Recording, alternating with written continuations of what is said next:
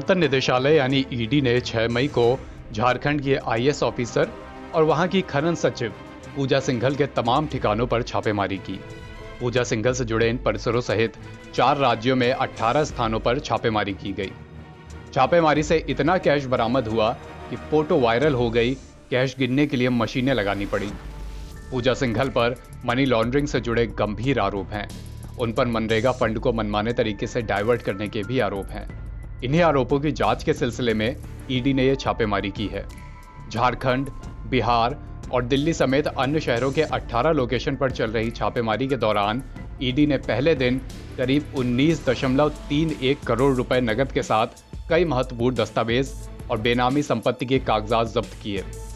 ED ने अभी कोई आधिकारिक बयान जारी नहीं किया है, लेकिन छन कर आ रही जानकारियों के मुताबिक पूजा सिंघल के पास करीब 150 करोड़ रुपए की बेहिसाब संपत्ति है, जिसकी छानबीन ईडी की टीम कर रही है। हालांकि अभी तक इसकी आधिकारिक पुष्टि ईडी की ओर से नहीं की गई है। ईडी ने शुक्रवार को झारखंड की राजधानी रांची के विभिन्न ठिकानों के अलावा बिहार के मुजफ्फरपुर, दिल्ली एनसीआर और पश्चिम बंगाल की राजधानी कोलकाता में भी एक साथ छापेमारी की। इस दौरान रांची में पूजा सिंघल के करीबी एक सीए के घर से लगभग 17 करोड़ रुपए कैश मिले। बताया जा रहा है कि उसने घर में पैसे का बिछौना बनाकर रखा था। इसके अलावा उसके पास से 8 करोड़ रुपए की अचल संपत्ति भी मिलने की खबर है, लेकिन इसकी अभी आधिकारिक पुष्टि नहीं हुई है। वहीं बिहार के मधुबनी से पूजा सिंघल के ससुर कामेश्वर झा को भी इस मामले में गिरफ्तार कर लिया गया है। दरअसल पूजा सिंघल झारखंड की सीनियर अधिकारी हैं।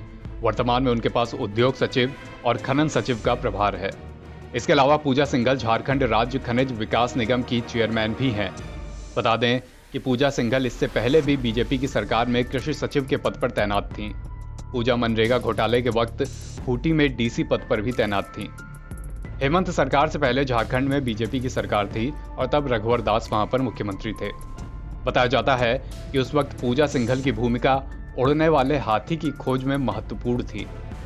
रघुवर दास उस वक्त हर सप्ताह सूचना भवन में जनसंवाद का आयोजन करते थे। उसी दौरान धनबाद से आया एक फरियादी ने कहा कि उसका धनबाद मार्केटिंग बोर्ड में दुकान है। अधिकारी पैसा मांगता है, कहता है कि पैसे ऊपर तक जाते हैं।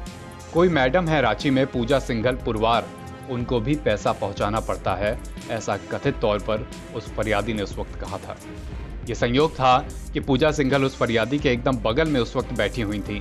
पूजा सिंघल उस समय कृषि विभाग की सचिव थीं। जब उस बुजुर्ग ने अपनी बातें रखी तो पूरा कक्ष ठहाके से गूंज उठा। इस घटना के कुछ दिनों के बाद ही प्रदेश में सरकार बदल गई। प्रदेश के मुख्यमंत्री हेमंत सोरेन बन गए।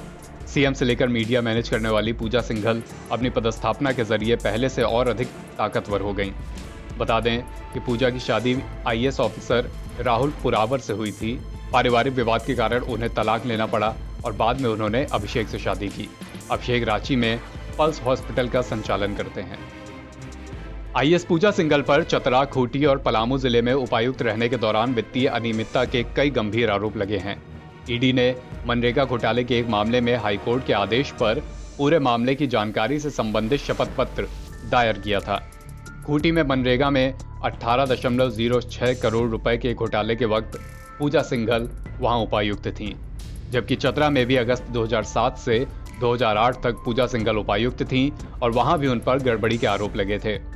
जबकि पलामू में उपायुक्त रहने के दौरान पूजा सिंघल पर करीब 83 एकड़ भूमि एक निजी कंपनी को खनन के लिए ट्रांसफर करने का आरोप लगा था। एनबीटी ऑनलाइन की रिपोर्ट।